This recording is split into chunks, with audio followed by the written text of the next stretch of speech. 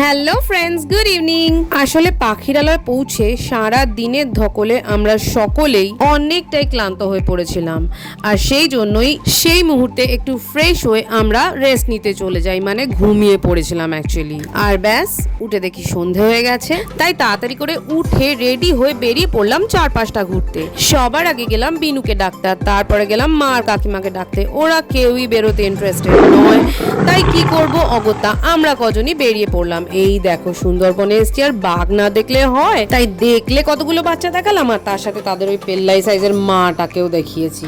আপাতত আমরা এই বাঘ মামার সাথেই দেখা করে হ্যাপি হয়ে চলে এলাম আরো একটা সুন্দর পরিবেশে, যেখানে কিনা ওখানকার আদিবাসী মহিলারা খুব সুন্দরভাবে সেজে ওদের ওখানকার বিভিন্ন কালচারাল ডান্স একটা সুন্দর প্রচেষ্টার মাধ্যমে আমাদের মতো বিভিন্ন জায়গা থেকে আসা টুরিস্টদের সামনে পরিবেশন করেন।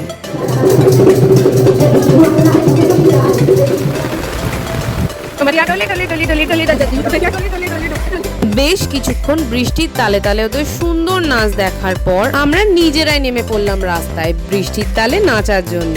তারপর আর কি বেশ খানিকক্ষণ বৃষ্টির মধ্যে নাচন কোদন করার পর আমরা চলে এলাম রাত্রের ডিনার কমপ্লিট করতে, যেটা ছিল ফ্রাইড রাইস আর চিলি চিকেন। আর এই দেখো এখানেই শেষ নয়, রাতে ফেরার পথে ঝমঝমিয়ে বৃষ্টি। তাহলে চলো এবার পালাই, আজকের মতো গুড নাইট।